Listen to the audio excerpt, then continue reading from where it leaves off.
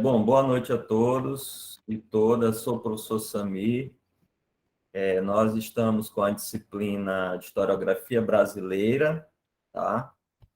E hoje nossa aula será sobre Caio Prado Júnior e o sentido da colonização do Brasil. Então vamos lá.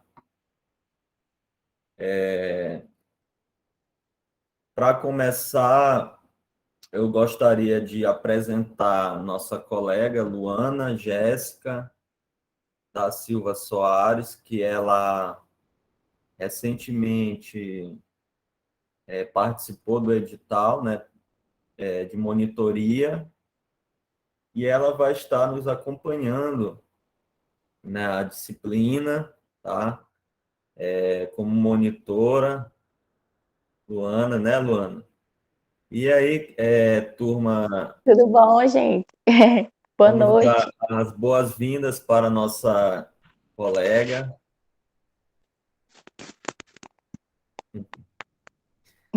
Então é isso, gente. Nós vamos começar agora a questão dos slides, né? Vou apresentar os slides sobre o tema, tá? E aí fiquem à vontade para, porventura, quem quiser fazer alguma pergunta, algum comentário sobre a temática, fiquem à vontade, tá? Esse momento aí é de vocês. Bom, então vamos lá.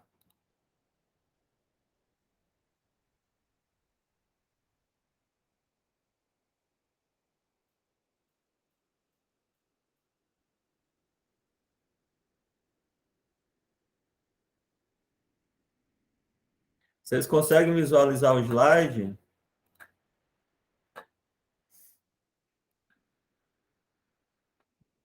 Sim. Sim, né? Então,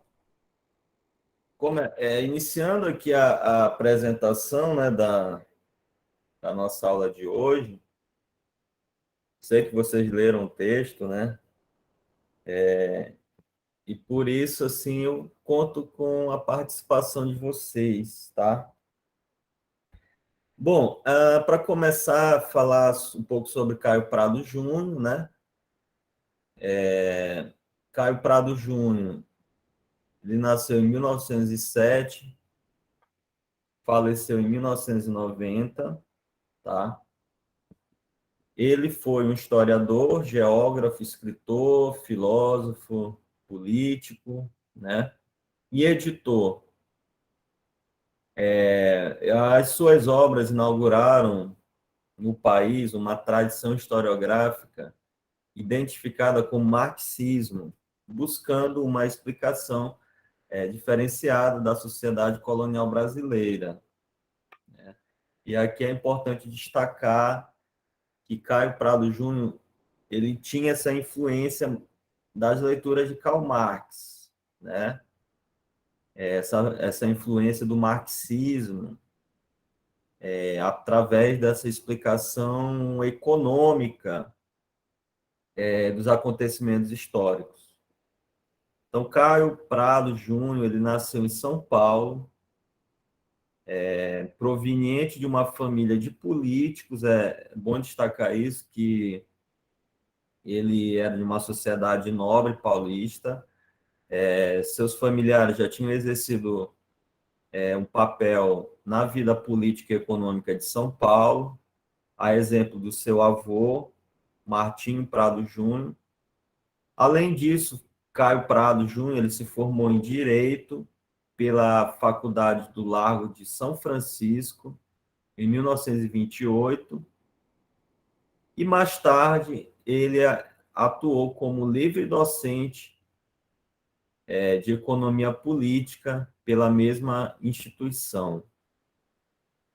Como intelectual, teve uma atuação política ao longo das décadas de 30, 40, e poderia-se dizer que ele era inconformado com a situação política no Brasil, no país, né?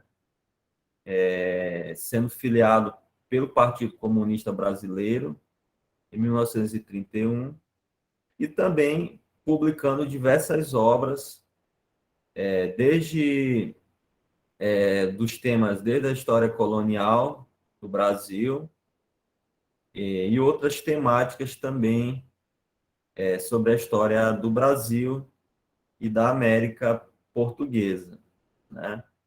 Do Brasil e América Portuguesa.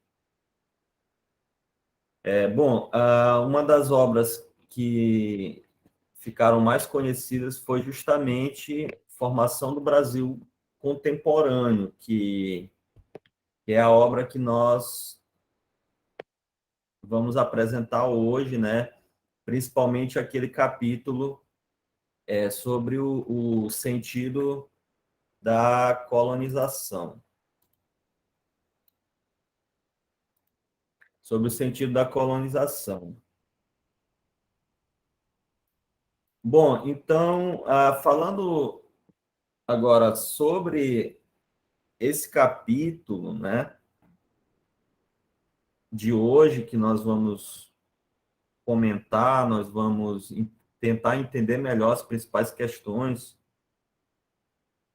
Na página 15 e 16 diz o seguinte: todo povo tem na sua evolução, vista à distância, um certo sentido. O sentido da evolução de um povo pode variar. Acontecimentos estranhos a ele, transformações internas profundas do seu equilíbrio ou estrutura, ou mesmo ambas essas circunstâncias conjuntamente poderão intervir, desviando para outras vias até então ignoradas. Então, aqui fala, né? Inclusive, aqui fala sobre o sentido, né? A evolução de um povo, de uma sociedade, tá? E gostaria de perguntar para a turma que vocês entenderam da leitura desse trecho, da página 15 e 16. Quem quiser comentar, fica à vontade.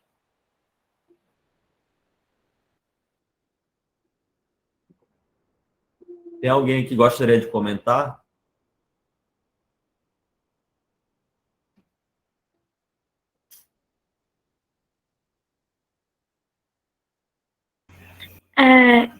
Sim, professor.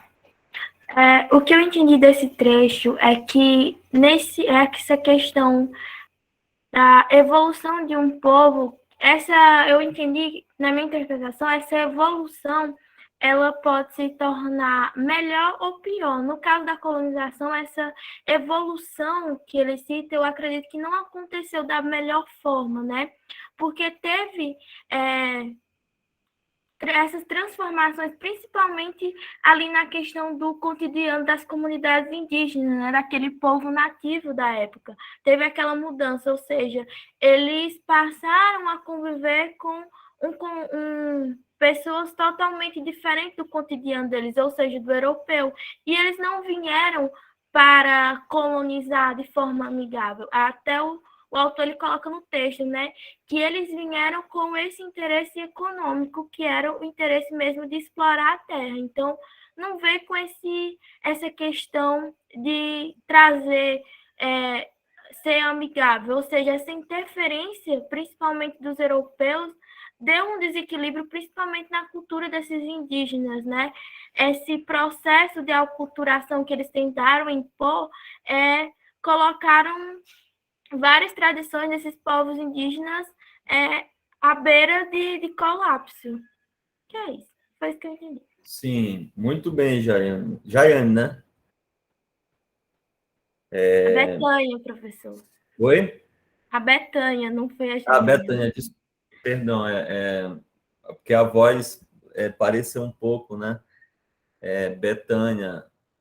De fato, quando nós nos colocamos no lugar dos primeiros habitantes do Brasil, né, colonial, que eram os indígenas, a gente vê o outro lado da face da colonização, né? Por exemplo, os portugueses estavam do outro lado da história, né? Enxergavam o Brasil apenas a partir do olhar da exploração, né? Da extração das riquezas.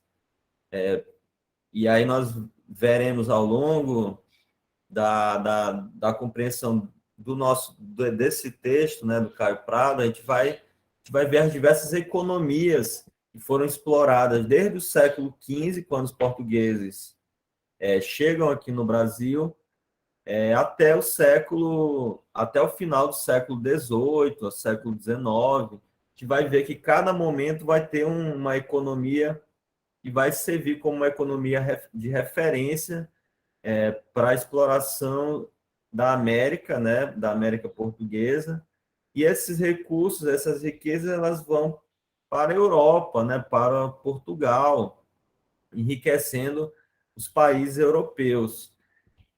Só que todo esse enriquecimento ele foi às custas de quem, né?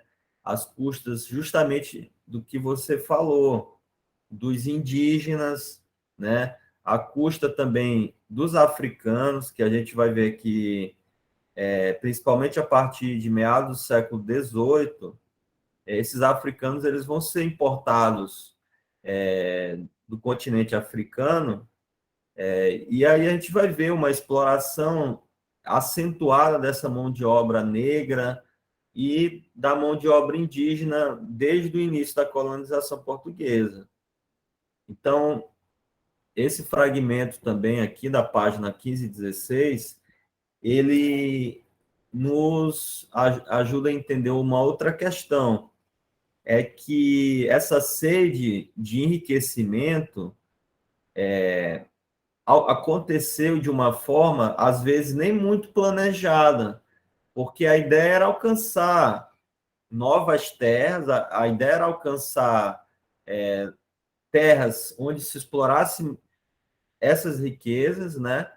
E aí, por exemplo, com a intenção de chegar à Índia, né?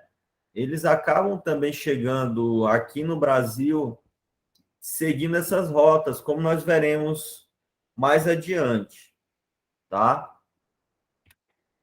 Então, a partir do século XV, aqui na página 16, né, fala que a história portuguesa muda de rumo, integrado nas fronteiras geográficas naturais que seriam definitivamente as suas, constituído territorialmente o reino, Portugal se vai transformar num país marítimo, com suas empresas e conquistas no ultramar, em se tornar uma grande potência colonial.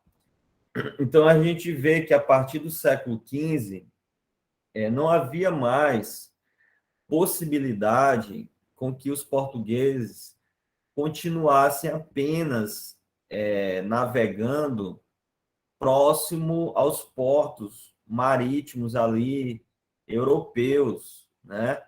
Mas era necessário expandir esses mercados, expandir o comércio para outros continentes, garantindo produtos que só poderiam ser explorados em outras terras e, ao mesmo tempo, garantindo a expansão comercial que tinha sido iniciada nos séculos anteriores, como nós veremos mais adiante.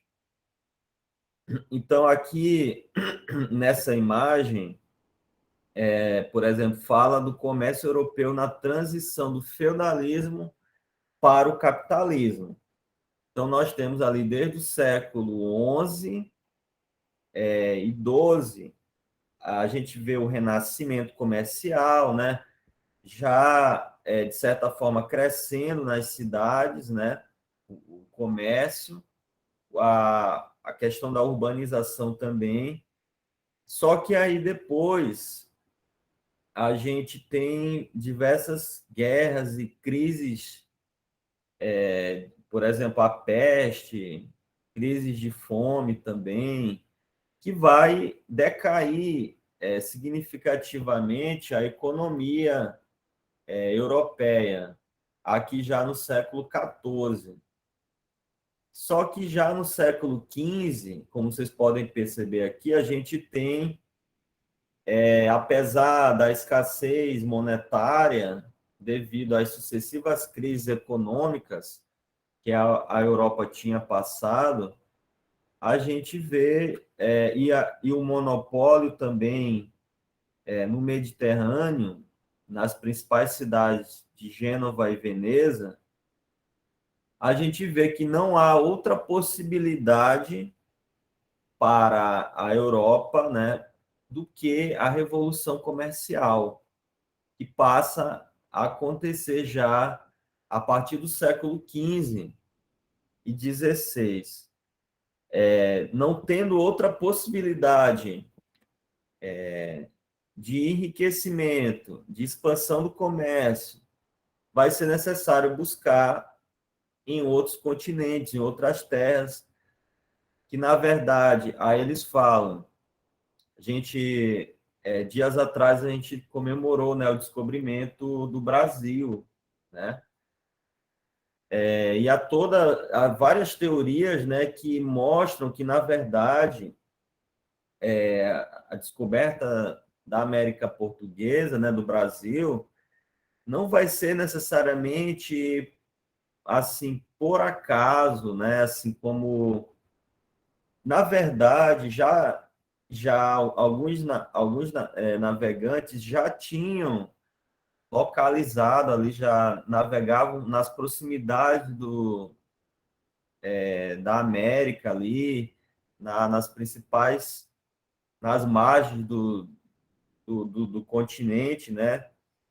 E aí, há quem diga que, na verdade, eles já tinham uma noção de que havia essas terras que foram depois conhecidas como América, né? Só que vai ser em uma dessas viagens para chegar na Índia em busca das especiarias, né? Que eles acabam também encostando no Brasil, né? Também para fixar ali uma exploração, como nós veremos mais adiante.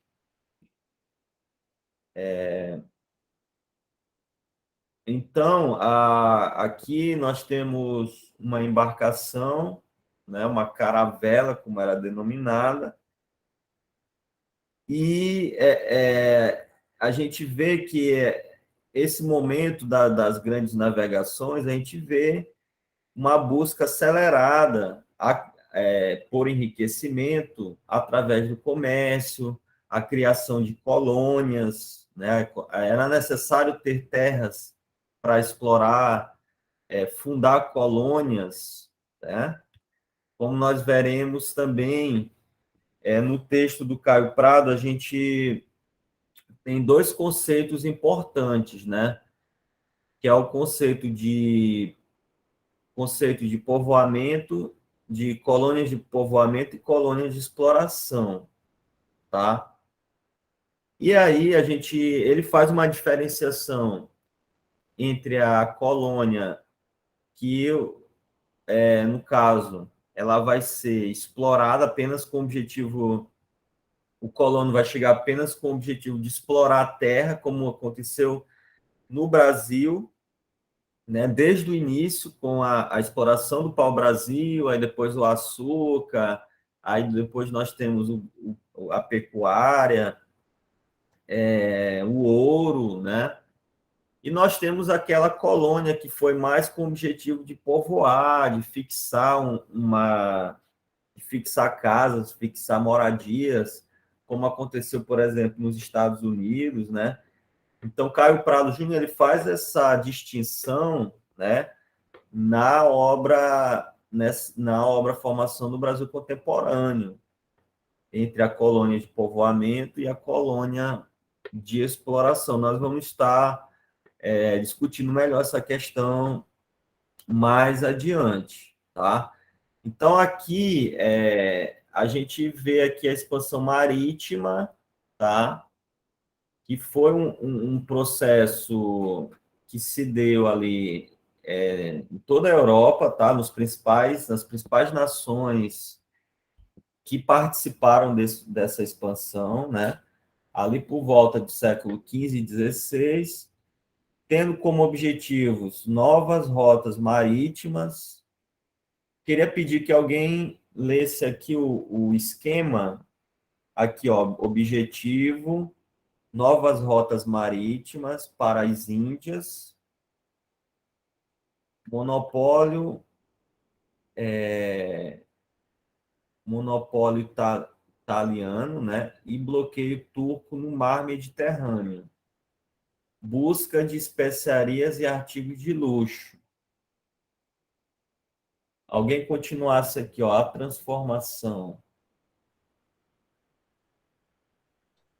A transformação teve mudanças econômicas, políticas, sociais e culturais. O medo foi as noções distorcidas sobre a Terra e o universo, a imprecisão dos mapas, os monstros imaginários, os avanços tecnológicos. Já a aventura foi as descobertas novas, rotas marítimas, as dificuldades das viagens, o encontro com povos desconhecidos. E o outro, o espanto, no caso, foi os encontros das diferentes culturas e etnias, o contato com novas flora e fauna, e o próximo é a conquista, são as razões da dominação, a superioridade bélica, a transmissão de doenças, o uso de cavalos e imposição religiosa, catequese. Isso. Muito bem. Aqui, então, a gente vê que a expansão marítima, no início, né, a ideia era buscar rotas para as Índias, né, porque havia um monopólio italiano, né, e um bloqueio também dos turcos no mar Mediterrâneo, que impedia com que os europeus, né, sobretudo ali os portugueses, alcançassem as Índias, né? Então, eles vão tentar uma outra rota através, né, do oceano, né, através do oceano, buscando novas rotas que até então não tinham sido ainda exploradas, né? Então, a gente vê que esse processo vai haver diversas mudanças que vão para além das questões econômicas, políticas, apesar de que vocês podem ver que o Caio Prado ele acaba se detendo bastante às questões econômicas, né? Mas, por exemplo, havia um medo em relação aos navegantes de avançar pelo oceano, porque eles tinham uma crença, né, de que havia monstros marinhos, né, poderiam sabotar as navegações, poderiam afundar as navegações, ou que chegaria em um determinado ponto do mar, né, que a embarcação cairia no abismo, né, porque eles achavam que a Terra era plana. Então, essas concepções aí culturais, essas concepções que se tinha na época, elas vão também caindo por terra à medida que eles vão conhecendo melhor o oceano, que eles vão conhecendo melhor os mares que eles vão navegando, né? E a gente vê também o encontro entre o europeu e os povos ameríndios, né? Que vai ser um verdadeiro choque de culturas. Imaginem só lá o português chegando na América, né, no Brasil, se deparando com os indígenas. Para os portugueses, os indígenas eram pessoas estranhas, que andavam nu, que tinham uma cultura completamente diferente, tinham hábitos completamente diferentes, que viviam de uma forma muito diferente daquilo que os portugueses viviam. Então, vai haver um choque cultural assim também, como os indígenas vão se deparar com esse universo europeu e vão simplesmente se assustar. Aquele europeu chegando num cavalo, com armas de fogo, né? Então, vai haver ali um choque cultural muito significativo durante esse encontro. E, ao mesmo tempo, é importante destacar as epidemias, né, que tiveram após os europeus chegarem aqui nas terras.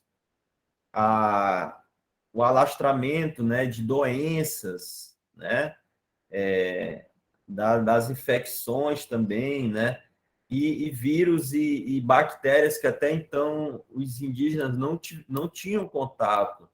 Então, vai haver epidemias que vai dizimar boa parte das populações indígenas que habitavam a América, né? E tem um autor que, inclusive, ele tem uma influência marxista, né? Sobretudo da influência também do Caio Prado Júnior, que é o Pedro Puntoni. Ele vai estudar, né, essas guerras que houveram durante a colonização do Brasil entre europeus e as diversas populações indígenas que habitavam o Nordeste.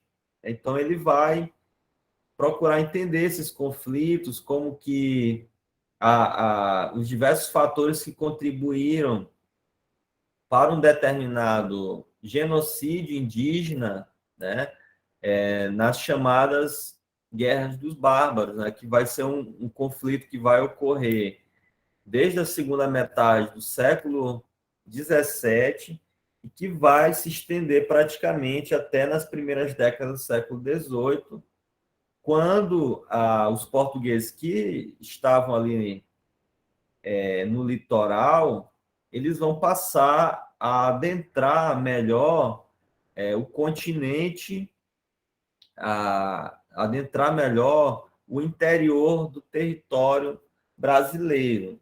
Tá? Nós vamos discutir um pouco melhor isso nos próximos tópicos. Aqui, as grandes navegações, a gente vê que houve diversas rotas, né, que partiram das navegações que partiram de Portugal e Espanha, que primeiro, eles vão navegar nas proximidades do continente africano, como a gente percebe aqui, nessa rota rosa, né? Navegando aqui nas proximidades do continente africano. E há rotas também que eles vinham ali nas proximidades da Madeira e Cabo Verde, chegando em Salvador em 1500, né? Que, inclusive, essa rota aqui foi seguida pelo Fernão de Magalhães, mas também teve a rota, né, do Pedro Álvares Cabral, que vai em 1500, né? Ele chega... Não, perdão, eu me equivoquei aqui. Primeiro tem a rota do Pedro Álvares Cabral, que chega em Salvador em 1500, e aí de Salvador ele vai navegar até o continente africano, chegando até, deixa eu ver aqui, porque essas rotas estão um pouco confusas, né? Mas a impressão que dá é que ele chega nas Índias, tá? Depois, mas isso antes de ter, quer dizer, depois de ter chegado no Brasil. Mas vai haver também outros navegantes, outros descobridores que vão navegar tanto ali no Brasil, como também em outros continentes, como a África, e também com a intenção de chegar nas Índias, né? Porque a ideia era essa, de expandir o comércio com as Índias, que eram um dos principais pontos comerciais, né? de especiarias, que era do interesse de Portugal na época. Aqui na página 19, Caio Prado Júnior ele diz o seguinte: os portugueses traficaram na costa africana com marfim, ouro, escravos. Na Índia irão buscar as especiarias para concorrer com eles os espanhóis, seguidos de perto pelos ingleses, franceses e demais. Procurarão outro caminho para o Oriente, a América, com que toparam nessa pesquisa. Não foi para eles, a princípio, senão um obstáculo oposto à realização de seus planos e que devia ser contornado. Alguém gostaria de comentar esse fragmento? Que aqui está falando da exploração, né? Do comércio, que os portugueses tinham interesse, inclusive, de chegar nas Índias. Mas no decorrer dessa busca pelas especiarias, eles também se deparam com a América, né? Então, fazia parte dos planos dos portugueses? Não, mas acabou fazendo parte dos planos depois, né? O que vocês têm a dizer sobre esse fragmento?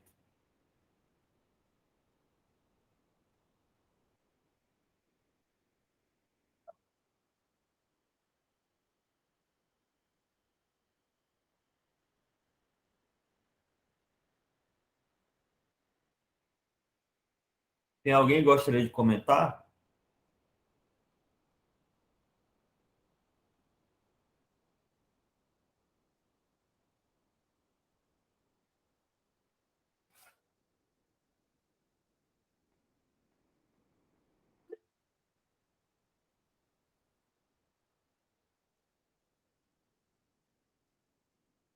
Boa noite. Boa noite.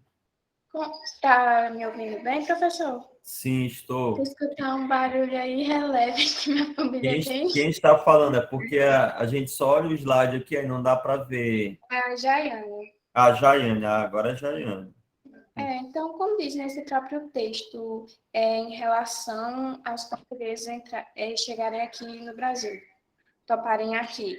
Foi um acidente, porque na realidade eles queriam chegar nas Índias, com o objetivo também de explorar, né, as especiarias que tinham lá. Chegaram aqui, né, inicialmente tinha as feitorias que ficaram ali no litoral, e com aqueles contatos com os índios, eles perceberam, que lugar interessante, vamos explorar também. Aí veio todo aqueles regimes dos donatários, as capitanias hereditárias, e extraíram para o Brasil e viu que ali era uma terra proveitosa para eles gerarem mais lucro, né? E aquele obstáculo se tornou uma fonte de lucro mesmo para os portugueses, e assim, né, explorar até onde deram. Na parte do pau-brasil, do açúcar, do cacau, do fumo para a compra de africanos, de escravos africanos para trabalharem aqui, né? Nas fazendas, nos engenhos.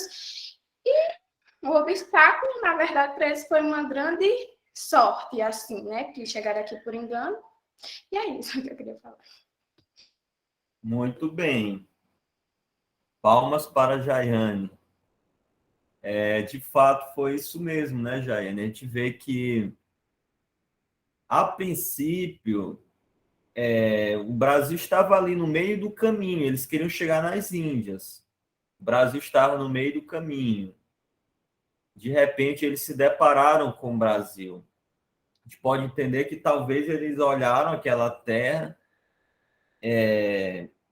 por exemplo, como Pero Vaz de Caminha, né, escreve lá, registrou a experiência que eles tiveram em contato com os índios, em contato com a fauna, com a flora, com a terra, né, no Brasil.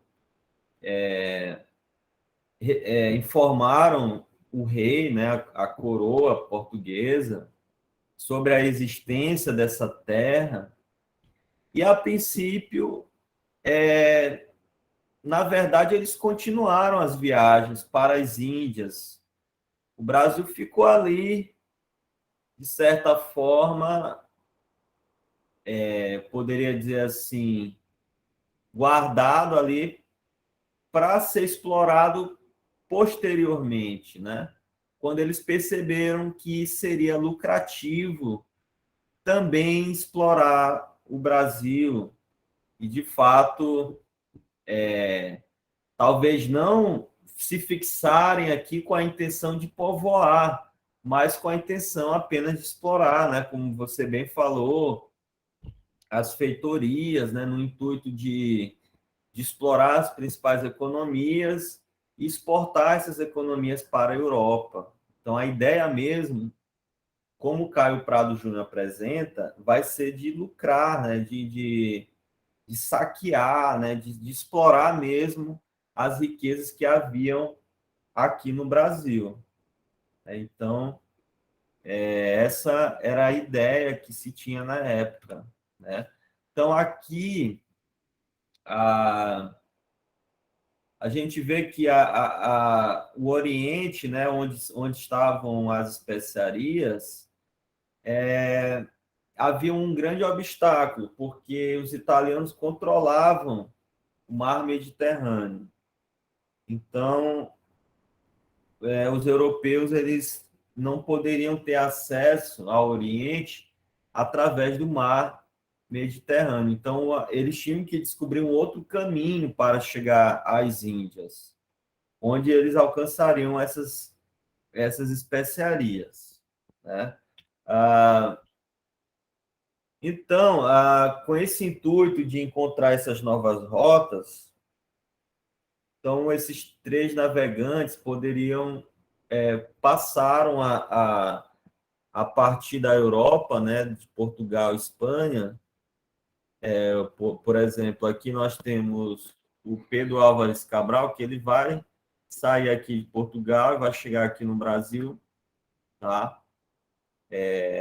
Dando uma volta ali pela costa brasileira, né? Temos também o Vasco da Gama, que vai de fato para a África e depois para a Índia. E o Bartolomeu Dias, que também vai seguir uma outra rota ali nas margens do continente africano, tá?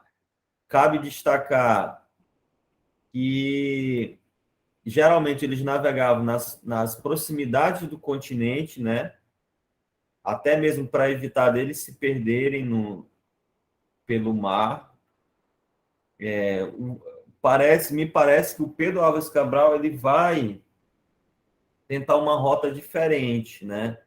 Ele vai deixar um pouco as proximidades do continente africano e vai navegar de uma forma mais afastada, que é quando ele chega no Brasil, né?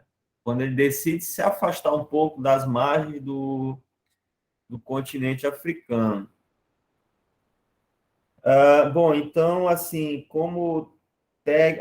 vale destacar que os portugueses eles dominavam as técnicas de navegação, né? Que era basicamente a caravela, a bússola, tinha também um astrolábio, né? E eles se guiavam pela posição das estrelas, né? Outra técnica de navegação seria, como eu falei ainda há pouco, navegar justamente nas proximidades do continente, né? Com o intuito de não se perder no oceano. Sobre essa questão do medo que ainda se tinha, isso eu já falei, né? Havia um medo não também de de monstros marinhos, que, na verdade, era apenas uma superstição, uma crença que eles tinham na época, mas que depois eles vão percebendo que, na verdade, não havia, né, pelo menos da forma como eles imaginavam, né? E, assim, cabe destacar também os fatores que provocaram a expansão. Nós temos a centralização política, né? Eu queria que alguém lesse aqui esse slide, por gentileza. Os fatores que provocaram a expansão.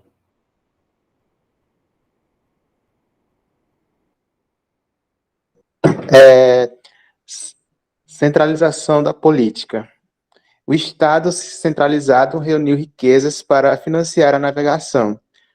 O Renascimento permitiu o surgimento de novas ideias e uma revolução técnica.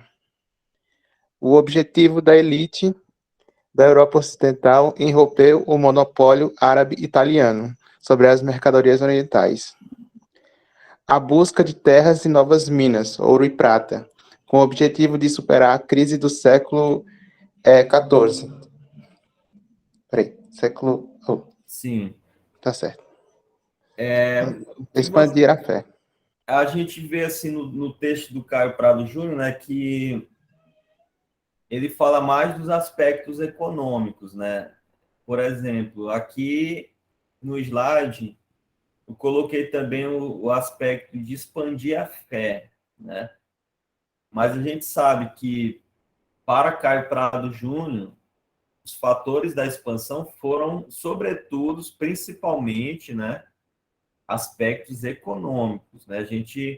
A religião, no caso, seria algo mais como justificativa dessa expansão econômica e comercial, né? Mas não seria para Caio Prado Júnior um dos principais motivos, né? Que motivou, assim, os principais motivos da expansão marítima, tá, gente?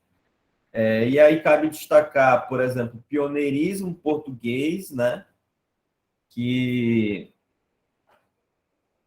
Portugal e Espanha eram os principais países, assim, quer dizer, nações, perdão, eram as principais nações que dominavam a navegação, as técnicas de navegação, né? E aí a gente vê que eles vão passar, né, a se lançar mesmo na frente das outras nações nessa corrida da expansão marítima e comercial. Porque se a gente for ver, a França nessa corrida ficou um pouco para trás, a Holanda ficou um pouco para trás, né? E as outras nações também ficaram um pouco para trás, né? Quando as outras nações foram, de fato, se atentar para o que estava acontecendo, Portugal e Espanha já estavam dividindo a América, né? Pelo Tratado de Tordesilhas, uma parte ficando para Portugal e a outra parte ficando para a Espanha. Então, de fato, Portugal e Espanha foram as principais nações que se destacaram nessa corrida, né, nessa expansão marítima e comercial. Então, aqui a gente vê que cada continente teria uma utilidade para a Europa, né? A África havia o ouro, né? Havia também a mão de obra escrava africana, né? Nas Índias havia as especiarias, havia também um comércio importante também, se eu não me engano, de seda, né? De tecidos. E na América a gente vai ver uma exploração que vai também se desenvolver ao longo do tempo, começando com o pau-brasil, depois com açúcar e depois as diversas outras economias que foram se desenvolvendo ao longo do tempo. Então, aqui falando um pouco da Espanha, que a gente ainda não falou, a gente tem conhecimento, né, que Cristóvão Colombo, como principal navegador genovês a serviço dos reis católicos, descobriu a América em 1492. Colombo também tinha o intuito de chegar nas Índias, né? E acabou também descobrindo a América, que depois vai ser conhecida como América Espanhola, né? Vai ser a parte que ficou ali para a Espanha.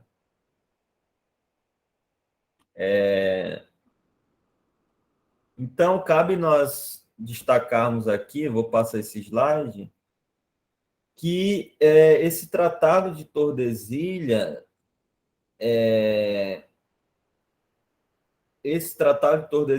foi um acordo, né, que Portugal e Espanha, como as principais nações, como eu já falei aqui, dessa expansão marítima comercial, eles vão entrar num acordo dividindo essas terras entre as duas nações. Então, é o que vai acontecer. Nesse acordo, a gente vê aqui no mapa, a gente vê aqui no mapa, né? Aqui, Portugal e seu império colonial até 1580. A gente vê que Portugal ele tinha uma parte ali da América, que era justamente ali o Brasil, e uma parte ali já no sul, né? Aí tinha também várias terras na África, nessa parte aqui de roxo, né? Chegando praticamente até na Ásia. Então era de fato uma grande extensão territorial que alcançava ali tanto a América, mas a África e a Ásia também. E a Espanha ficava com a outra parte, que seria justamente a América do Norte, claro que uma parte ali do sul da América do Norte e a outra parte ali da América, que depois veio a ser a América Espanhola, né, conhecida como América Espanhola. Então, a gente fica pensando assim, como que essas duas nações, Portugal e Espanha, que foram grandes conquistadoras, né? Como que no decorrer dos séculos, vocês nunca se perguntaram isso, como no decorrer dos séculos, na verdade, outras nações acabaram dominando, né? E Portugal e Espanha ficaram um pouco para trás, um pouco ou muito para trás, né? Em relação às outras nações. Porque até no século XVI, Portugal e Espanha eram as duas nações que mais dominavam, que mais tinham terras, que mais tinham pontos comerciais, né? No mundo inteiro, né? Então, alguém gostaria de comentar em relação a isso, né? A essa questão?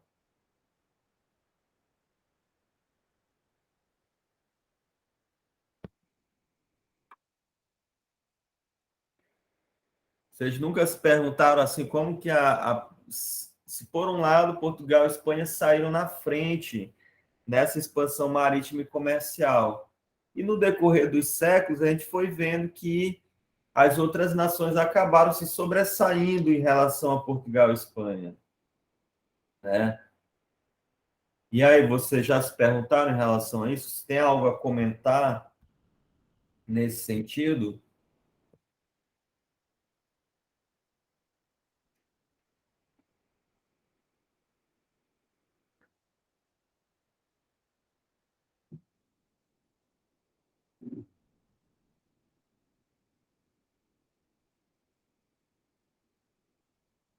Alguém?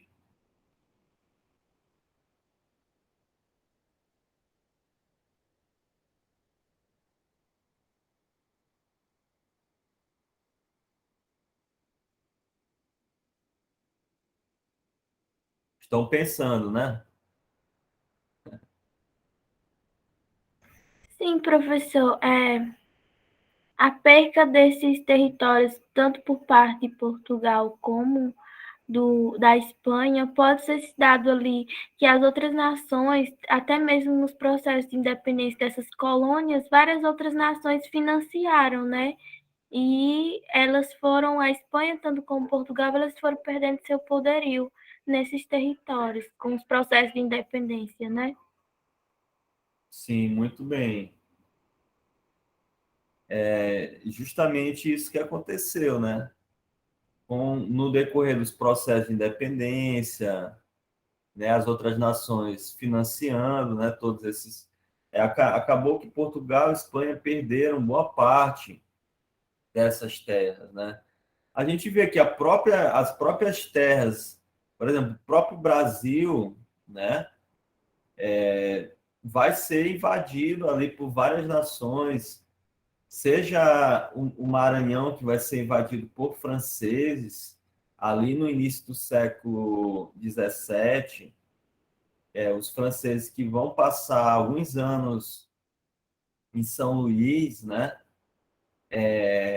Bem como os holandeses que vão invadir Pernambuco e vão ficar praticamente 40 anos dominando Pernambuco, né? Dominando parte do Nordeste.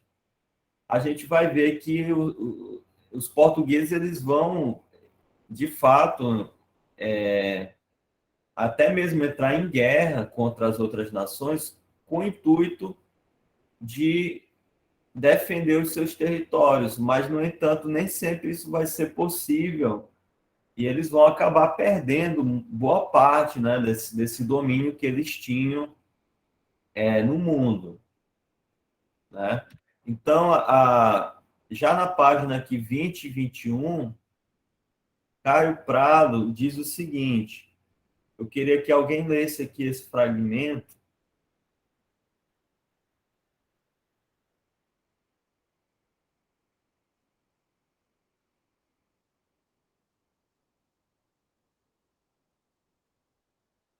Lesse aqui esse fragmento na página 20 e 21. Quem poderia ler?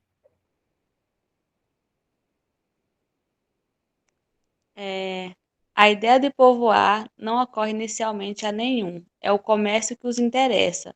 Para os fins mercantis se tinha em vista, a ocupação não se podia fazer como nas simples feitorias, como um reduzido pessoal incumbido apenas do negócio, sua administração e defesa armada. Era preciso ampliar essas bases, criar um povoamento capaz de abastecer e manter as feitorias que se fundassem e organizar a produção dos gêneros que interessassem ao seu comércio. A ideia de povoar surge daí e só daí. Muito bem. Então era isso. A ideia era de fato, dominar os territórios, instalar feitorias, né? E a partir dessas feitorias, explorar a terra, exportar esses produtos para a Europa, né? E lucrar, né? Lucrar bastante com essa exploração.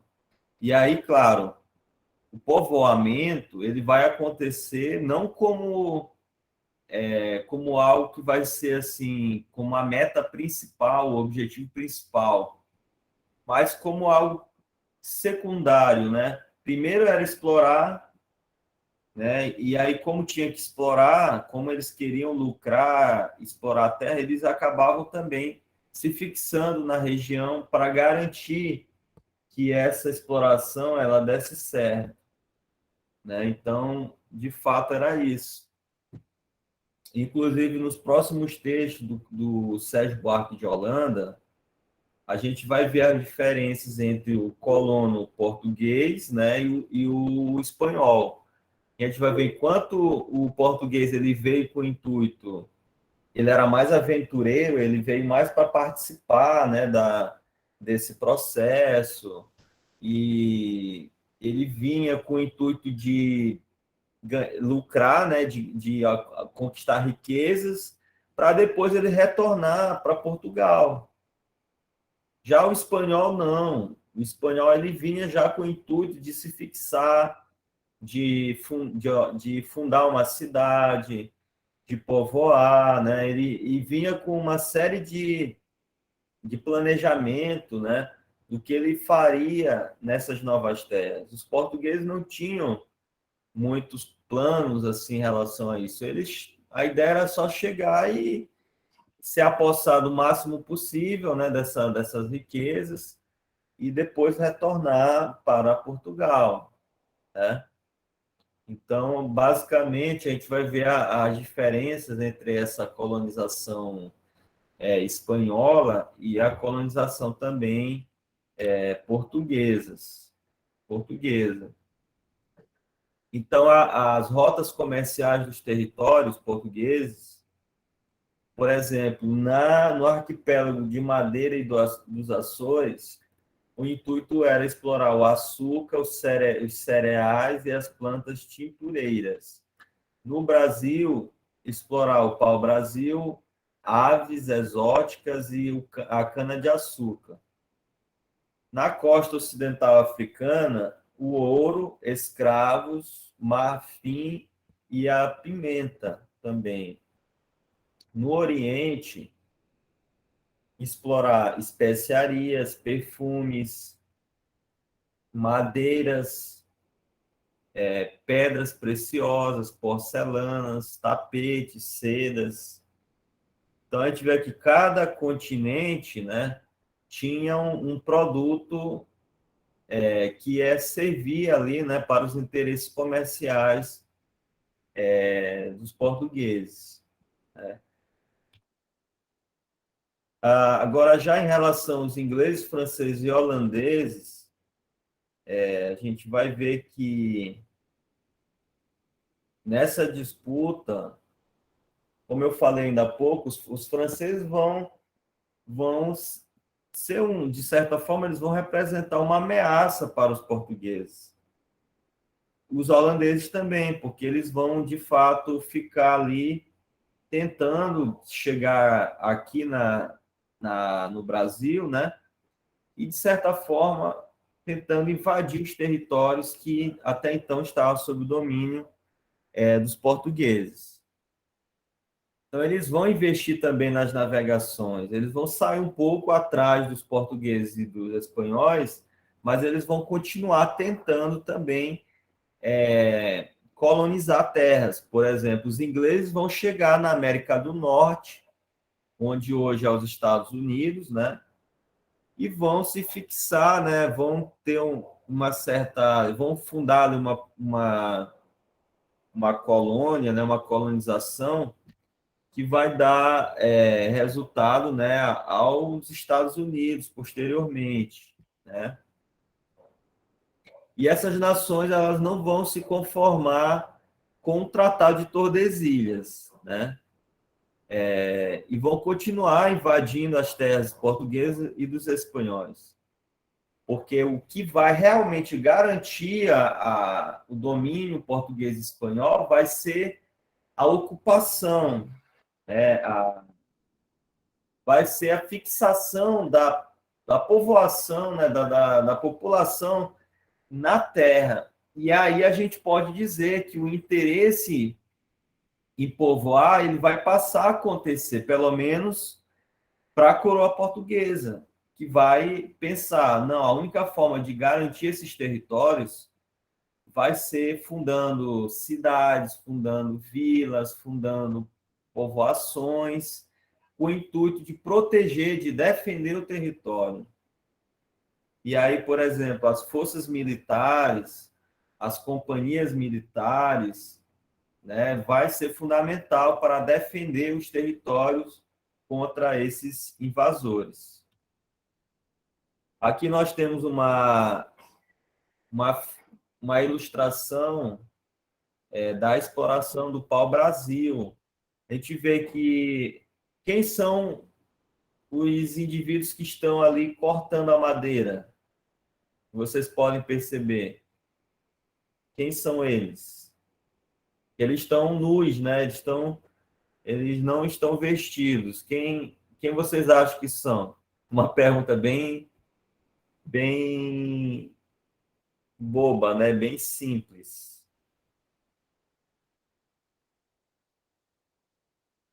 Alguém São aí para... os indígenas. Oi? Os indígenas.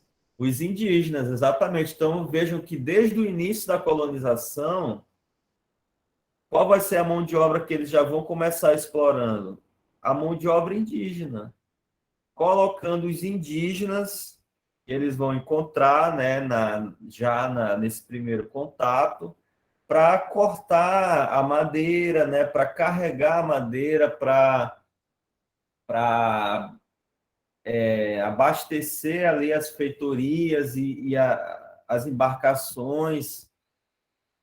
Então, essa mão de obra já vai ser explorada desde o início, a mão de obra indígena. Aqui nesse fragmento, na página 21, eu queria que alguém lesse. É ainda quase o antigo sistema das feitorias puramente comerciais. Serão as madeiras de construção ou tintoriais, como o pau-brasil, entre nós, na maior parte deles. Também as peles de animais e a pesca no extremo norte. Isso. Então, além do pau-brasil, né, a gente vai ver que vai ter também uma exploração de pele de animais, por exemplo, aqui no Nordeste. Teve muito a fabricação do couro. Esse couro, inclusive, eu estou fazendo uma pesquisa, né, sobre essa questão do gado, dos produtos que eram derivados do gado. E aí nós temos, por exemplo, o couro, que vai ser um dos principais produtos de exportação. Vai estar entre um dos produtos mais importantes, né? Assim como o açúcar, como o algodão, né? O couro também vai ser exportado. E aí a gente tem... não havia uma criatividade, havia um interesse dos portugueses em explorar o máximo possível, em lucrar o máximo possível, o que fosse passível de ser explorado acabava se tornando também um produto de exportação, né? Claro, que tivesse ali uma utilidade, que pudesse lucrar com esse produto, se tornava alvo dessa exploração dos portugueses. Então, as peles de animais, né, por exemplo, o couro aqui no Nordeste, vai ser um dos produtos também, assim como o pau-brasil, assim como nós já falamos aqui, o açúcar. Aqui no Maranhão também nós tivemos o algodão, que foi outro produto muito explorado, o arroz também, né, a farinha. Só que alguns produtos já vão... Professor, Oi. e o aguardente também. Sim, o aguardente, assim como... Porque o açúcar, ele poderia ser exportado, o açúcar mesmo, né? E também o aguardente, né? A cachaça, que já Também seria... tabaco também. O tabaco, muito bem lembrado. O tabaco, ele vai ser uma economia que vai ser cultivada próximo ao litoral, vai ter os engenhos, né? E depois vai ter as plantações de tabaco. O gado, primeiro ele vai ter a sua contribuição nos engenhos, porque ele servia para mover os engenhos, né, para carregar, como puxar os carros, né, os carros de boi, né? Só que depois, como vai ter uma disputa por essas terras no litoral, a coroa vai determinar com que não se criassem mais gados próximos ao litoral, por determinadas léguas. Então, depois dessas determinações da coroa, o gado vai passar a se expandir para o interior, buscando novas terras, né? Então, os colonos vão buscar novas terras para o gado já a partir da segunda metade do século XVII, quando ocorre, né, a expansão, a interiorização do Brasil. Eles vão deixar de ficar apenas no litoral, né? Como diria Frei Vicente Salvador, como caranguejos, né? Arranhando apenas a costa do litoral, e vão passar a entrar, de fato, no território brasileiro. E aí a gente pode dizer que o Brasil ele vai de fato ser garantido como colônia portuguesa no decorrer desse processo de interiorização. Porque se os portugueses tivessem ficado só no litoral, o Brasil não teria se garantido como uma colônia portuguesa, né? Porque outras nações poderiam fazer isso, eles poderiam conquistar as terras, né? O que de fato determinava a conquista da terra era a interiorização, era de fato dominar o máximo de território possível.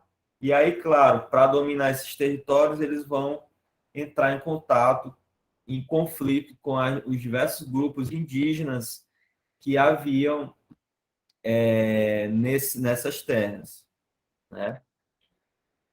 Por exemplo, aqui no mapa, nós temos aqui as feitorias, né? As principais feitorias que foram instaladas ali no litoral. Temos a feitoria de Pernambuco, a feitoria de Santo Aleixo, Todos os Santos aqui já na Bahia, feitoria de Cabo Frio, feitoria do Rio de Janeiro. Então, geralmente as feitorias geralmente não, ficavam no litoral, porque era aqui que chegavam os produtos, né, para serem exportados para a Europa, né? Então, chegavam os produtos aqui para embarcarem, né, nessas embarcações com destino a Portugal, e de Portugal ia para outras nações europeias, né? O que gerava muito lucro com todo esse comércio.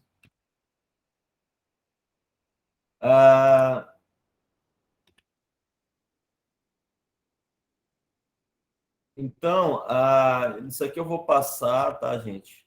Já, só queria destacar aqui essa primeira, depois do pau-brasil, né, o açúcar ele vai ser uma das economias mais importantes que vai ser explorada no litoral do Nordeste.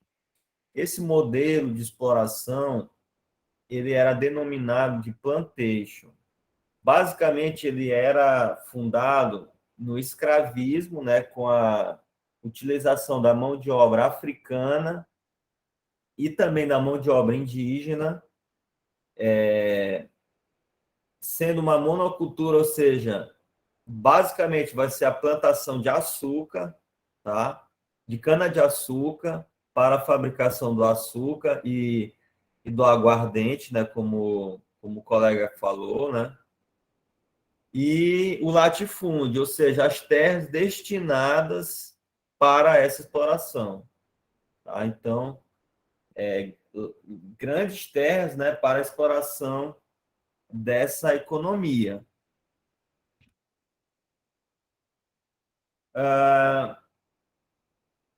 E aí nós temos também alguns fatores aqui que eu acredito que nós já comentamos, então eu vou passar. Mas agora falar um pouco da colonização mercantilista. Eu queria que alguém lesse aqui para a gente.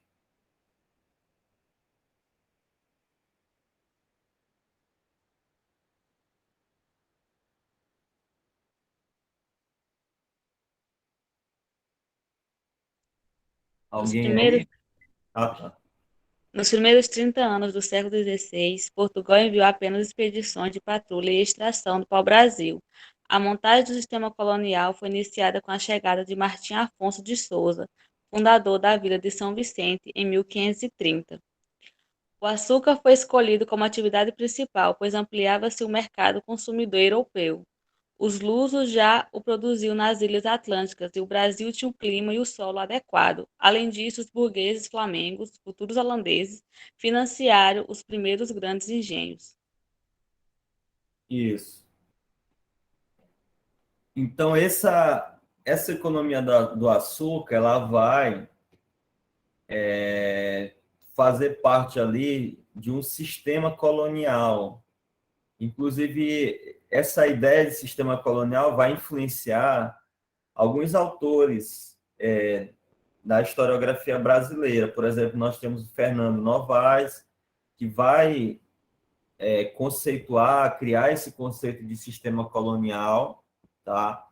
Ou seja, um sistema que visava a exploração com o objetivo de exportação para onde? Para a Europa e para Portugal, né? Portugal vai ser a metrópole. O Brasil vai ser o quê? Uma colônia.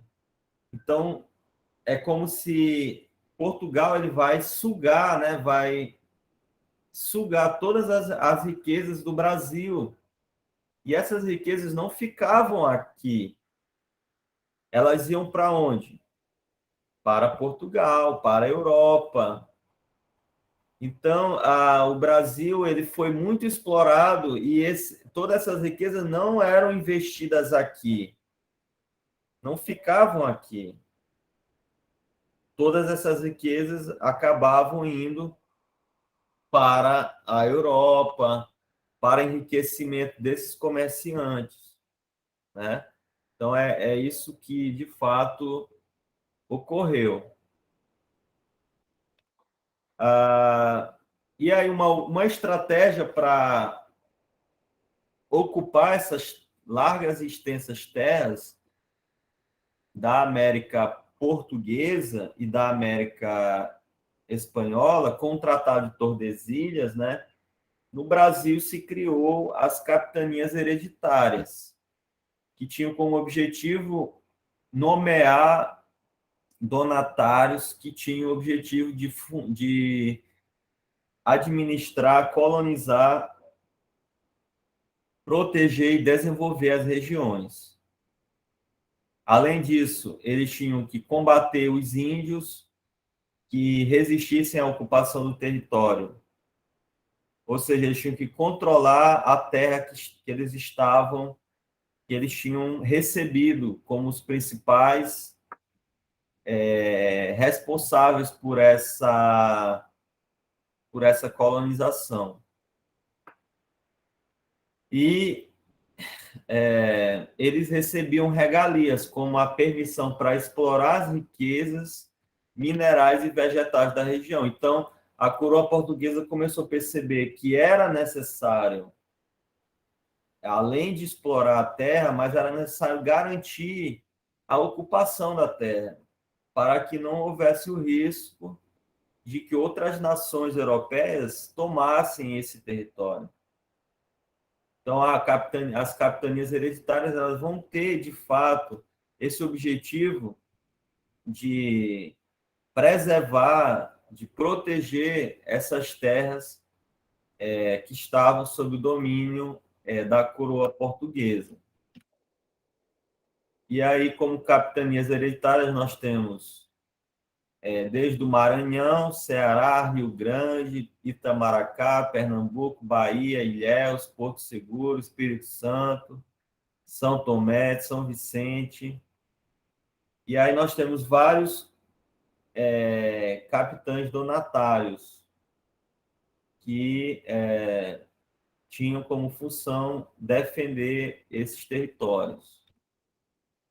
E aí, para concluir, a gente conclui, né, essa explicação com a seguinte frase do Caio Prado Júnior: o sentido da evolução brasileira que é o que estamos aqui indagando, ainda se afirma por aquele caráter inicial da colonização.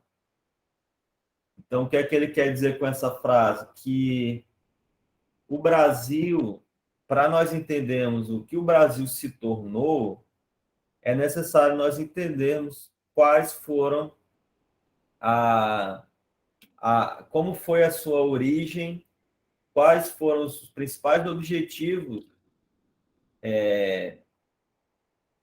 do início da colonização. Como nós vimos, o principal objetivo era explorar, era saquear suas riquezas. Então, o Brasil ele vai ser uma terra que vai servir apenas para enriquecer a Europa, para enriquecer Portugal, a sua metrópole.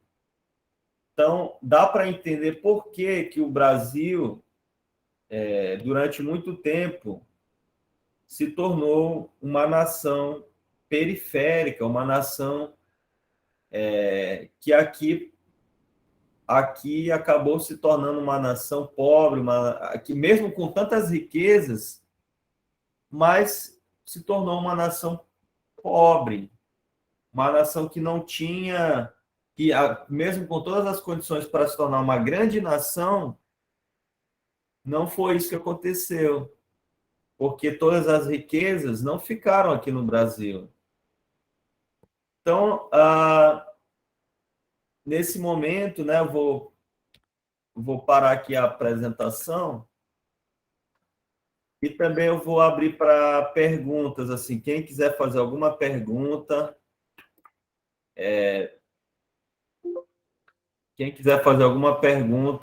esse é o momento. Oi, professor? É a Luana. Sim, Luana. É porque o professor, desde o início, o professor falou que ia fazer uma diferença. A gente quer, eu quero saber, e também o pessoal quer saber, diferenciar a colônia de exploração com a colônia de povoamento. Sim. É muito boa essa pergunta. E, inclusive, nós falamos um pouco, né, sobre as diferenças entre a colônia de exploração e a colônia de povoamento, tá? A partir dos exemplos da América do Norte, né, que hoje é os Estados Unidos, e no caso América do Sul, a gente vê que há uma grande diferença. Vocês veem que os Estados Unidos ele se tornou uma grande nação, uma nação próspera, uma nação rica, onde tem os melhores índices de educação, de saúde, né? E também de índice de desenvolvimento humano, né? Enquanto o Brasil é um país periférico, um país, como a gente falou, que apesar de ter tido todas as condições naturais, todas as condições de riquezas que aqui tinha, mas hoje se tornou um país que a sua população é pobre, que a sua população tem os piores índices de desenvolvimento humano, né? Aqui tem famílias que vivem com R$ 50 por mês, que passam fome, que vivem. A gente vê que tem um grande número de moradores de rua, famílias sem teto, né? Apesar de ser um país de dimensões continentais, né? Por que o Brasil, mesmo sendo tão rico, tem uma população tão pobre? E já nos Estados Unidos, a gente vê que as condições econômicas, as condições de vida são muito mais... eles têm muito mais condições do que nós. Aí Caio Prado Júnior poderia dizer que isso está relacionado ao objetivo inicial da colonização.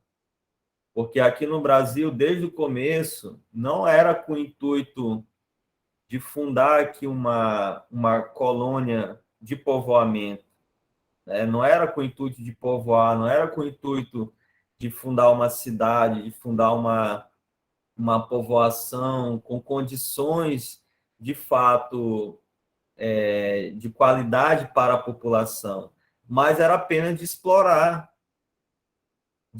a mão de obra, de explorar as riquezas, né? E a política do Estado foi uma política de genocídio em relação às populações indígenas, né? A gente vê que boa parte das nações indígenas foram dizimadas, servia apenas como mão de obra, mas aqueles que, de certa forma, atrapalhassem, poderia dizer assim, a exploração portuguesa, acabavam sendo eliminados, exterminados pelas guerras, né? Pelas guerras. Então, eu acredito assim que essa é a grande diferença entre a colônia de povoamento e a colônia de exploração. E eu queria ouvir também os colegas, a turma, se alguém quiser também comentar sobre essa questão, fica à vontade. Alguém gostaria de comentar?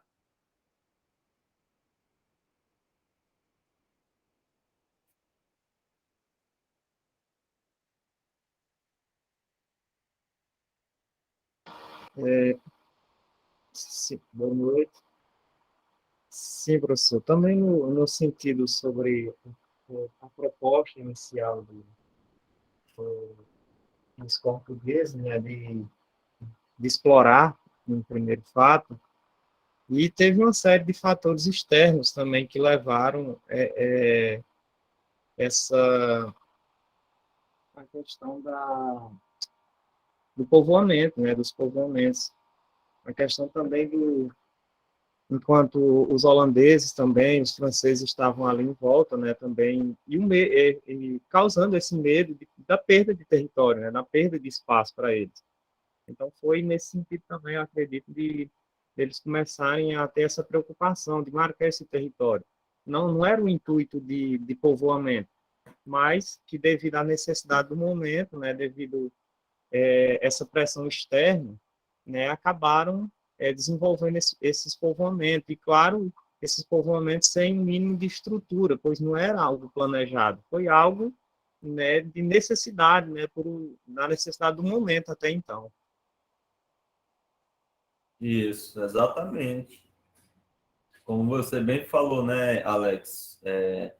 Não havia planejamento, não era um intuito de realmente organizar uma povoação, né? Assim, apesar de que a gente sabe que através dos mapas que nós temos assim sobre o período colonial, de fato assim havia uma arquitetura assim, alguns engenheiros eles pensavam as arquiteturas das vilas, das povoações, eles desenhavam até, né? Mas isso só foi começar de fato a acontecer lá para o século XVIII, né? Até então, assim, no século XV, XVI, quer dizer, século XVI, XVII, parece que não havia muito planejamento, né? Parece que a mentalidade começa a mudar um pouco já no século XVIII, que é quando eles de fato querem garantir a terra, e uma das formas de garantir a terra seria ocupando a terra, seria fundando vilas, fundando povoações, né? Então isso parece que começa a mudar de fato já posteriormente, a partir do século XVIII. Luana, pode fazer a próxima pergunta. Tá certo. Ah, como o texto diz, professor, Caio Prado Júnior, ele vai explicar um pouco sobre o termo de colonização. Eu queria que o professor falasse um pouco sobre Tá. esse termo. Isso. A colonização, né? A gente vê que está muito relacionada, e assim, a gente vê que Caio Prado Júnior ele entende a colonização do Brasil não é apenas assim, ele não tem uma visão apenas sobre o Brasil, né? Ele analisa a colonização do Brasil conectado com essa expansão marítima e comercial que vai acontecer, não é apenas aqui no Brasil, mas vai acontecer em toda a Europa, na Ásia e na África. Então, a gente vai ver que os países ali da Europa, né, Espanha, Portugal, Holanda, França, eles vão se atirar, né, nesse mar, né, nesse oceano, com o intuito, e aí vai ser uma verdadeira corrida, quem chega primeiro, quem explora mais, entendeu? Então, a colonização do Brasil vai de fato ser entendida, não é a partir apenas da colonização do Brasil, porque na, na educação básica, né, quando a gente está estudando ali o ensino fundamental, o ensino médio, a gente entende a colonização do Brasil a partir de quando Pedro Álvares Cabral chegou no Brasil em 1500, não é assim? Só que a gente não sabe o que aconteceu antes, de fato, por que que eles vieram para cá, para o Brasil, por que que eles exploraram o Brasil. Parece que a gente não tem muitas explicações, né? Caio Prado Júnior, ele não está preocupado de entender apenas essa colonização do Brasil, mas ele está, de fato, preocupado em conectar o Brasil a esse mundo, que é esse mundo, a esse movimento de expansão comercial que está acontecendo a partir do século XV, que não vai chegar apenas, como eu falei, não vai chegar apenas no Brasil, vai chegar na África, vai, de fato, com o intuito de adquirir mão de obra africana, explorar o ouro que vai ter na costa da mina, também de chegar na Índia em busca das especiarias, no Oriente, né, atrás dos tecidos, da seda, né? Enfim, é um comércio muito mais amplo, que não vai se limitar apenas ao Brasil. Então, acredito que a ideia do Caio Prado Júnior é entender essa colonização do Brasil, mas ligada a todo esse movimento que vai ocorrer desde o século XV no mundo inteiro. É isso, né? Se alguém quiser também comentar se concorda, né, com essa questão, né? De fato, queria perguntar também, aproveitar essa pergunta para fazer uma outra pergunta a vocês. Se antes da leitura do Caio Prado Júnior, você já entendiu a colonização do Brasil conectada a essa expansão marítima e comercial, ou seja, de uma forma mais ampla, ou vocês entendiam a colonização do Brasil mais limitada mesmo no Brasil? Queria perguntar para quem quiser responder, fica à vontade.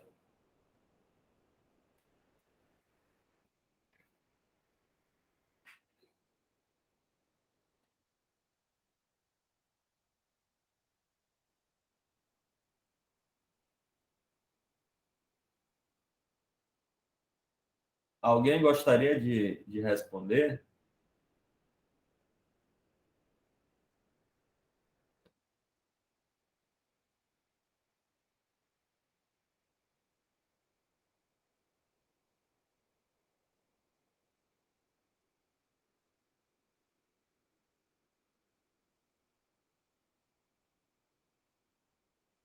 Professor, o professor poderia repetir, eu acho que o pessoal não entendeu muito. Assim, detalhar, tipo, anterior, vamos supor, a exploração antes do curso ou bem antes de começar o curso? Isso, O que assim, eles se entendiam?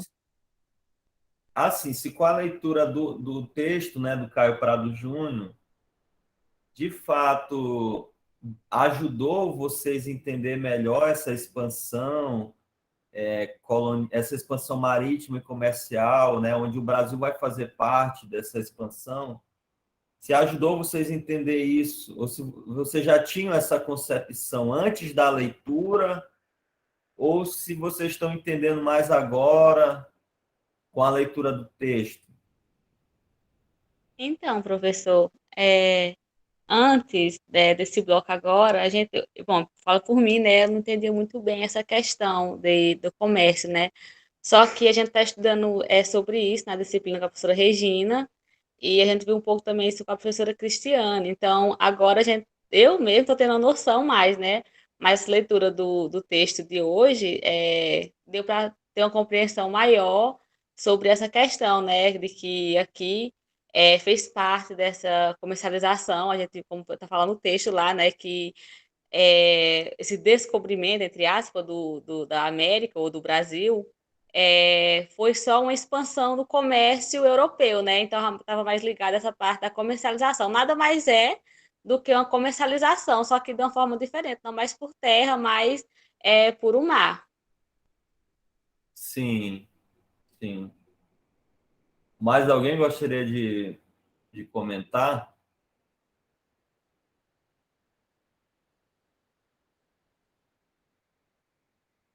Então, professor, sobre essa expansão comercial, a gente sabe que quando começou esse capitalismo comercial, as expansões marítimas, o que tinha acontecido anteriormente na Europa?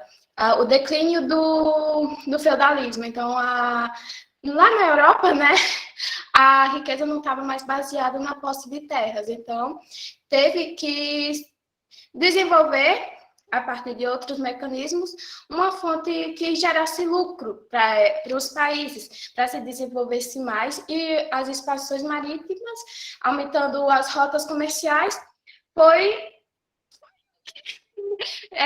ali ajudou na situação dessas metrópoles que em outros países se estabeleceram na parte da exploração, né? Porque, pelo que eu li no texto, pelo menos em relação em Portugal, a situação não estava muito bonita lá. Então, essas colônias, com certeza, foi o que fortaleceu elas nessa questão de comércio, né? Já que o capitalismo estava ali se estabelecendo. E a gente também tem que falar da questão religiosa também que estava acontecendo lá. Acredito, eu não sei, acho que o professor vai trabalhar sobre isso também, vamos ver. Que estava lá acontecendo na Europa, toda a reforma. E essa questão do povoamento aqui no Brasil, a partir das ordens missionárias, na questão do povoamento, por exemplo, os jesuítas, adentrando os sertões, eles também estavam buscando o objetivo de catequizar ainda mais a população indígena, e o motivo era o medo das reformas que estavam acontecendo, para não chegarem ali dentro da colônia de Portugal. Certo, muito bem, ó. Estou gostando dos comentários de vocês, viu? A gente percebe assim que vocês já entendem muitas questões, né? Que vão para além da leitura do texto. Isso é importante. Vocês, até mesmo interligar, por exemplo, os textos que vocês vão lendo em outras disciplinas, com o texto da disciplina, ajuda a gente ter uma compreensão maior dessas questões que acabam se relacionando de alguma forma, né? Como vocês estão vendo também em outras disciplinas, às vezes tem horas que dá para dialogar sobre esses temas de diferentes disciplinas. Então é isso. Agora nós vamos...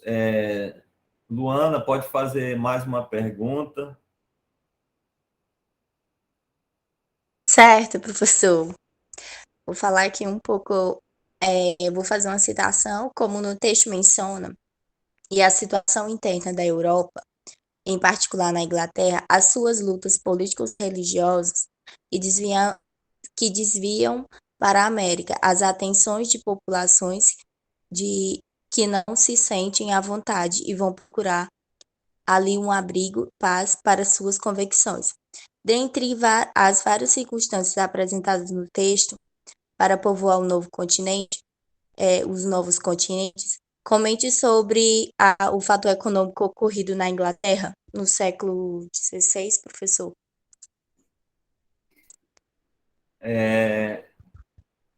Luana, assim, eu queria que tu repetisse a pergunta. Assim, Tá, sim. Eu tomei assim, eu vou situar, eu acho que fica mais ou menos na tá. página 18, mais ou menos. É como no texto menciona que houveram situações internas na Europa, em particular na Inglaterra, as suas lutas político-religiosas. Essas lutas são as várias circunstâncias que o pessoal, eles desviavam-se para a América, as atenções das populações, né, que não se sentem vontade vão procurar um abrigo, uma paz para suas convicções. No caso, eles abandonaram, de fato, eles não estavam sendo atendidos, não exerciam seu próprio religião, ou até mesmo sendo forçados, ou por questões políticas, dentre várias essas circunstâncias, professor, que apresenta no texto, a fim de povoar, né? A noção de povoamento. E eu queria que o senhor comentasse um pouco sobre o fator econômico ocorrido na Inglaterra no século XVI. Certo. Eu estou procurando aqui você falou que está na página 18. Mais ou menos 18. É porque meu PDF ele tá meio bagunçado. Aí, se eu for por Então ele, acho que não está na mesma página aqui do livro. tá. Deixa eu ver se não é da 16. Acho que na 16. 16, mais ou menos. Vou ver bem aqui na minha anotação que eu fiz anterior, que eu vou procurar. Que eu fiz uma anotação. Uhum. Não, é porque assim, não ficou muito compreensível assim, a pergunta, eu não entendi muito Ou bem. não. Se alguém entendeu aqui da turma, se alguém conseguiu entender a pergunta e quiser fazer algum comentário, fica à vontade.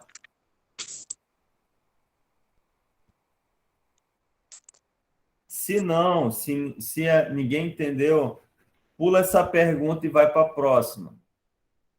Tá bom, professor, porque eu não sei muito. Assim, eu não soube muito formular, mas Não, são tudo várias bem, questões. então, sem problemas.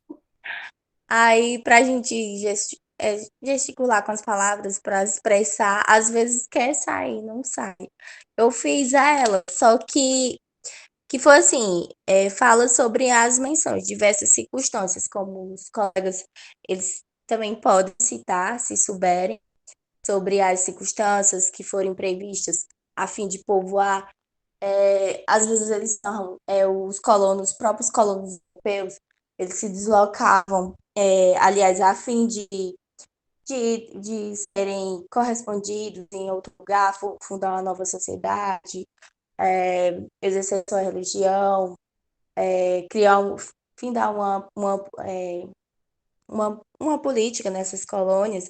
É, eu, eu, assim, do que eu entendi, né, mais ou menos, são, dentre outras, várias questões, não são as importantes, mas não só o fator econômico, né, como ele vem retratando, Caio Prado Júnior, ao decorrer do texto. Isso, de fato, a colonização envolveu vários aspectos, né? Não foi só o econômico. Tem um aspecto cultural, aspecto religioso. Por exemplo, no religioso, a importância das missões, né? Por exemplo, a Companhia de Jesus, que vai, desde a 1549, chegar aqui no Brasil, e vai ser importante com o intuito de converter a população indígena, vai ser um intuito de expandir a colonização pelo sertão, né?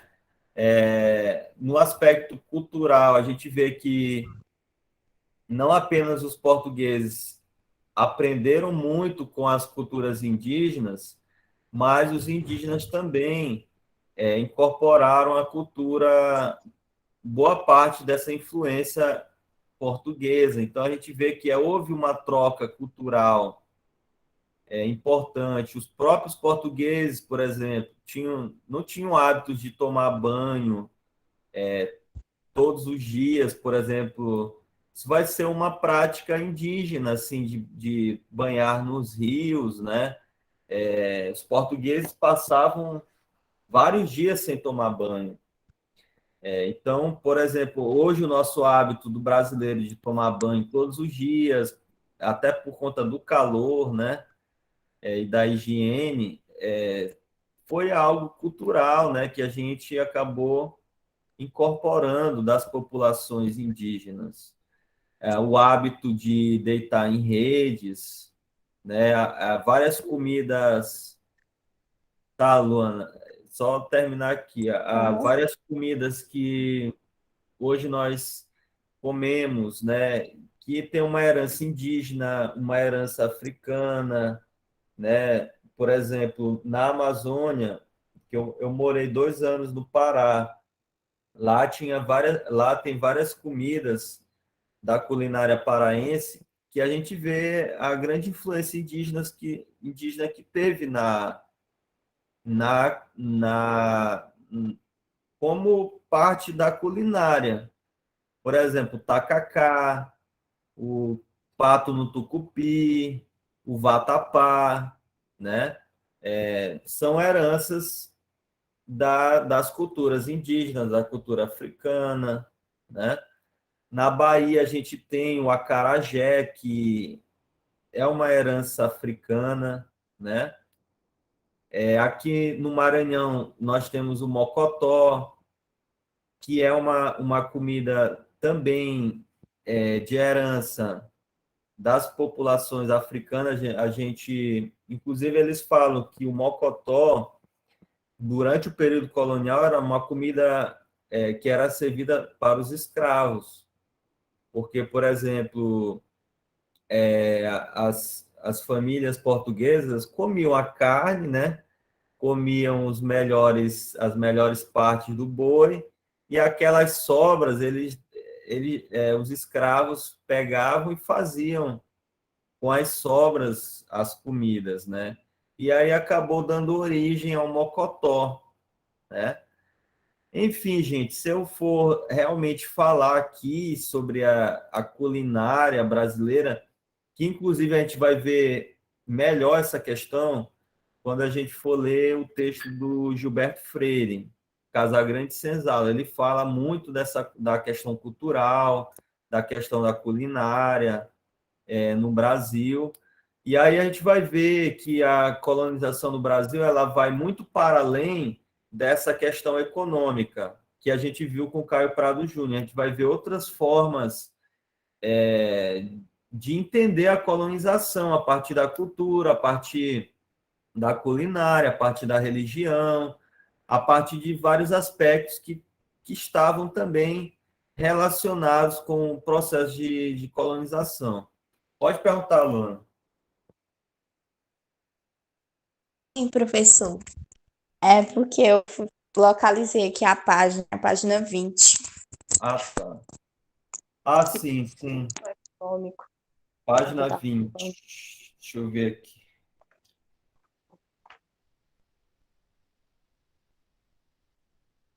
No caso, você quer fazer a pergunta?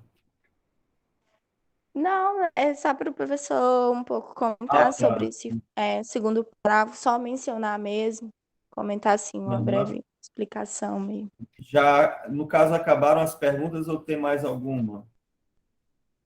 Professor, deixa eu ver se ainda. Não sei se essa daqui eu posso citar bem. Ó, quais são os estímulos diferentes que o autor cita para o colono europeu poder se encontrar, para se adaptar ao novo continente? Certo. Para ele se adaptar, certo? Alguém gostaria de responder a pergunta? Alguém da turma?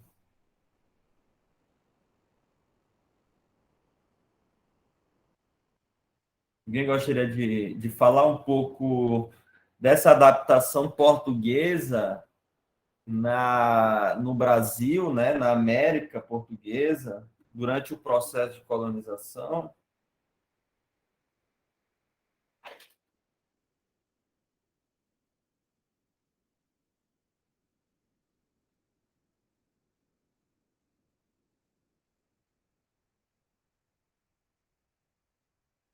Então, caso alguém tenha algum comentário, pode responder, pode fazer, né? Pode levantar a mão, fazer um comentário ou uma pergunta. Assim, sobre a adaptação dos portugueses, eu vou logo também aproveitar e fazer propaganda dos próximos textos que a gente vai ver na disciplina. Na obra Raiz do Brasil, do Sérgio Buarque de Holanda, fala...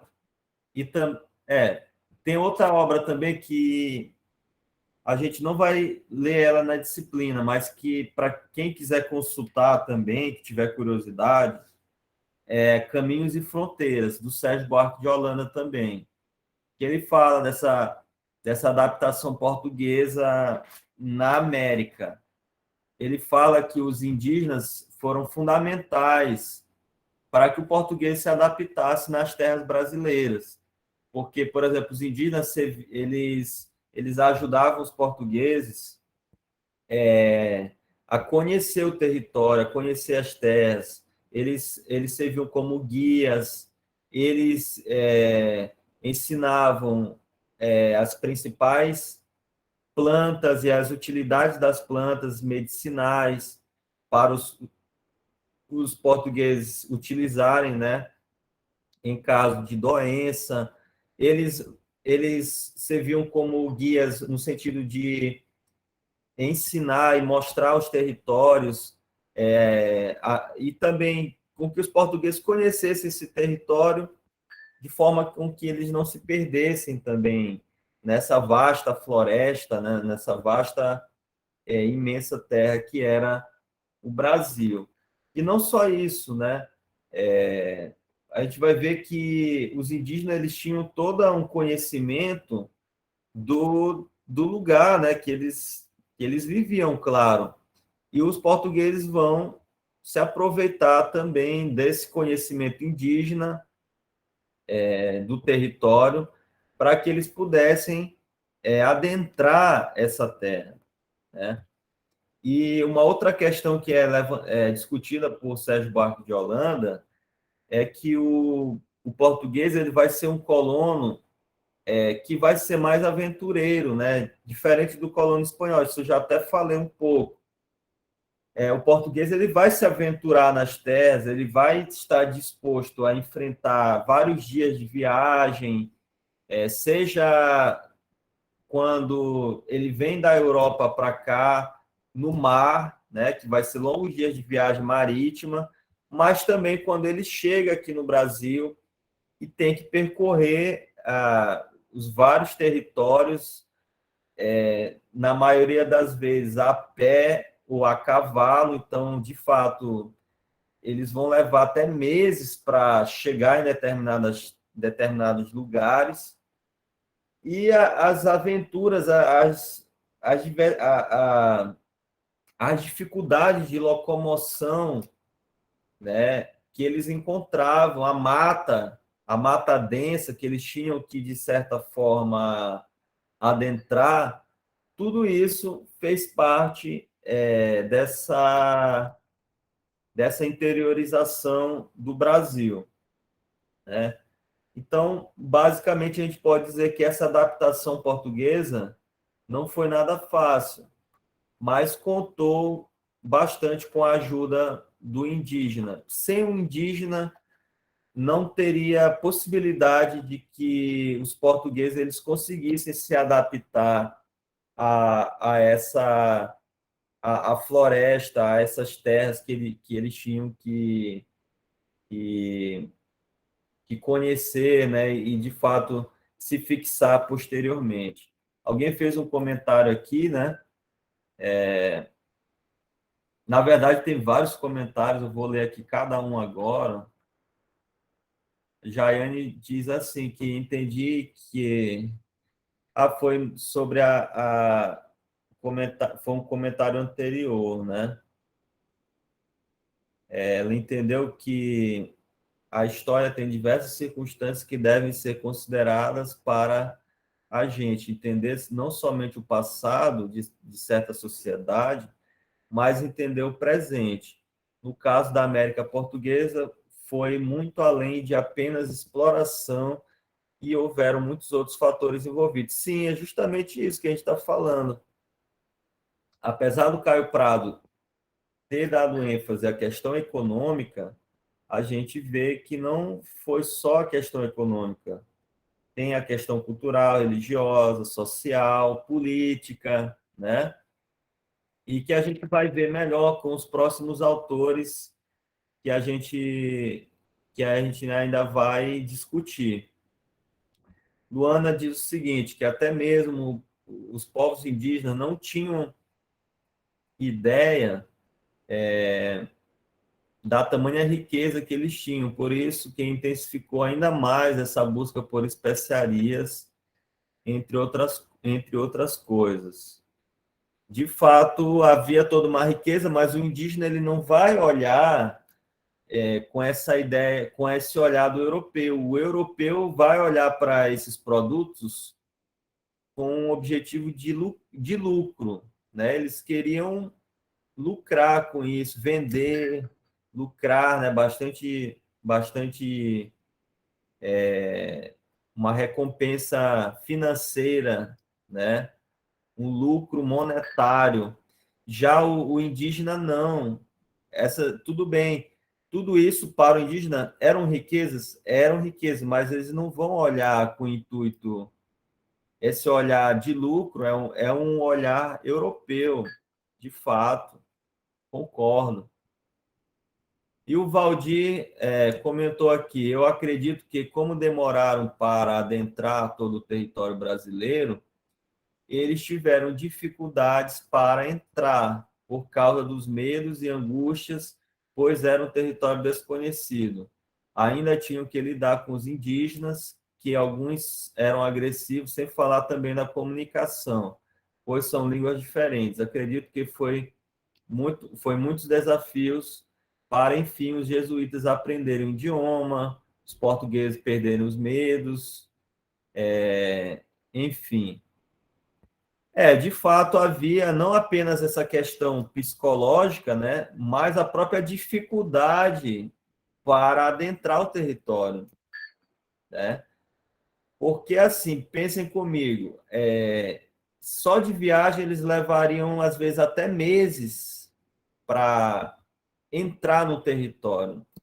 Aí, de fato, eles vão encontrar diversos grupos indígenas que vão entrar em conflito com esses portugueses, vão entrar em guerras com esses portugueses, porque eles não vão, de fato, aceitar perder suas terras, né? E aí vai ter várias guerras. Então, vai ser uma outra dificuldade. E a outra questão é que eles permaneceram no litoral, porque, como a gente falou no texto, Caio Prado bem falou, o intuito vai ser lucrar, explorar. Então, se no começo eles estavam lucrando apenas lá, fixando no litoral, com a exploração do açúcar, por que eles vão querer entrar no território se só com o lucro do açúcar eles já estavam, poderia dizer assim, satisfeitos, né? Já estavam lucrando muito com o açúcar. Então, assim, a interiorização do território vai se dar justamente porque outros indivíduos que não faziam parte, não eram donos de engenho, eles vão ver uma possibilidade de lucrar com um outro tipo de economia. E a economia que vai ser explorada vai ser a pecuária. Então, quem não era senhor de engenho vai ser fazendeiro agora, vai ser um criador de gado. E vai ver as terras do interior como uma grande possibilidade de fundar suas fazendas e de lucrar muito com isso. Então, basicamente, essa vai ser a ideia da interiorização do Brasil. Vai ser uma interiorização que vai ocorrer a partir das fazendas de gado, que precisavam de terras muito maiores, né, muito mais extensas do que o que eles poderiam encontrar no litoral. No litoral não tinha mais terras suficientes para a fundação de fazendas, não tinha mais terras, era necessário buscar mais terras no interior da América Portuguesa, né? Em outras terras, em outras, e aí daí você vai se conquistar o Piauí, vai se conquistar o Maranhão, vai se conquistar todo o sertão ali da Bahia, do Rio São Francisco. Eles vão cada vez mais entrando no território e fundando fazendas como uma forma também de garantir as terras que eles já haviam conquistado, né? Então é isso, pessoal. Nesse momento eu vou abrir para perguntas, comentários. Quem quiser fazer algum comentário, a gente vai chegando já no final da aula, tá? A gente vai abrir agora para perguntas e comentários. Quem ainda quiser fazer algum comentário e pergunta, fica à vontade.